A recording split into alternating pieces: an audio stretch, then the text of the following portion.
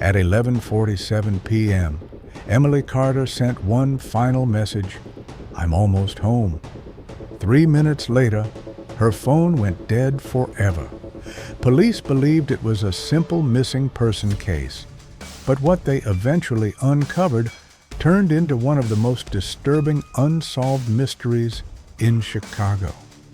Emily Carter was 22 years old. She was a university student studying psychology while working late-night shifts at a small coffee shop in downtown Chicago.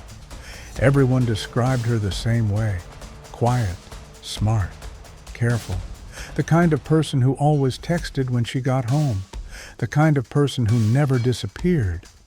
On October 14th, Emily finished work later than usual. Heavy rain covered the streets outside the coffee shop. Most businesses had already closed. The city felt empty, cold, almost lifeless. At 11:32 p.m., Emily ordered an Uber from her phone. The driver was a man named Daniel Reeves, black Toyota Camry, 4.9 star rating, more than 3,000 completed rides. Nothing about him seemed suspicious. Security cameras outside the coffee shop captured Emily walking toward the vehicle. She looked exhausted after work, but calm. She entered the back seat. The car pulled away. That was the last confirmed footage of Emily Carter alive. At first, the ride appeared completely normal. Traffic cameras captured the Uber driving through downtown streets exactly as the app predicted. But 14 minutes later, something changed. Emily suddenly sent a text message to her best friend, Sarah. "I think something is wrong," Sarah replied instantly. "What happened?"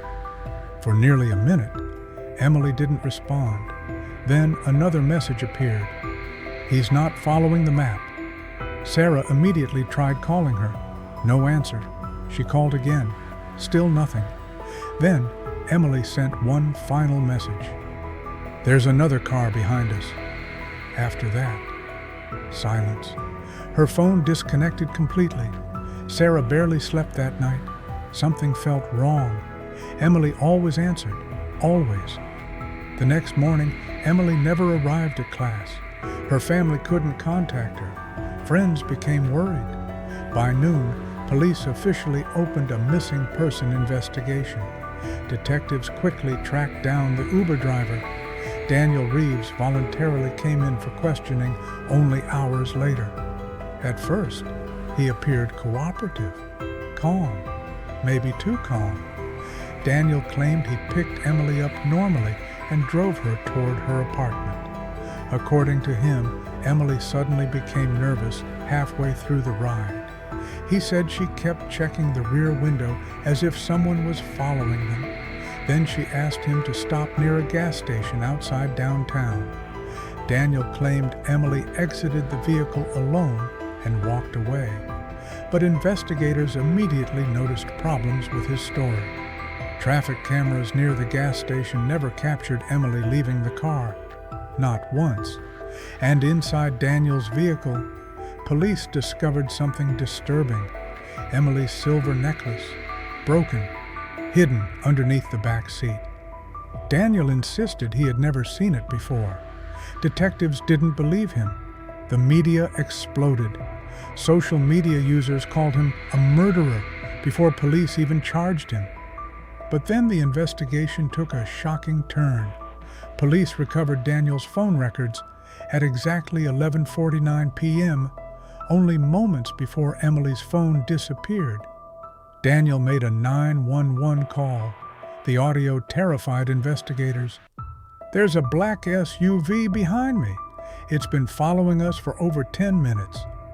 The operator asked if he knew the vehicle. Daniel's voice shook as he answered, "No, but they keep getting closer every time I slow down." Detectives were stunned because Daniel sounded genuinely afraid. Investigators immediately reviewed traffic cameras across the city, and Daniel was telling the truth. A black SUV appeared behind the Uber on multiple cameras across Chicago. 11 cameras, 11 different locations, always behind them, always at a distance. But the license plate was impossible to identify, almost as if someone intentionally hid it. Police suddenly realized this case was much larger than they originally believed.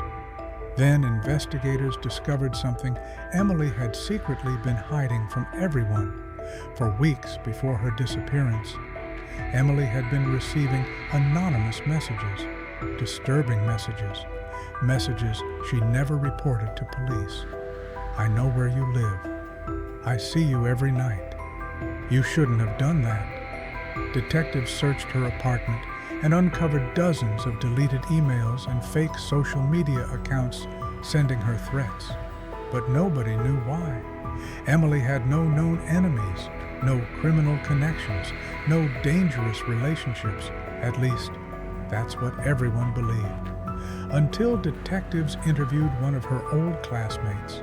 The classmate revealed Emily had recently become terrified of someone from her past, a man she refused to name. According to friends, Emily constantly looked over her shoulder during the last month before she vanished. She stopped walking H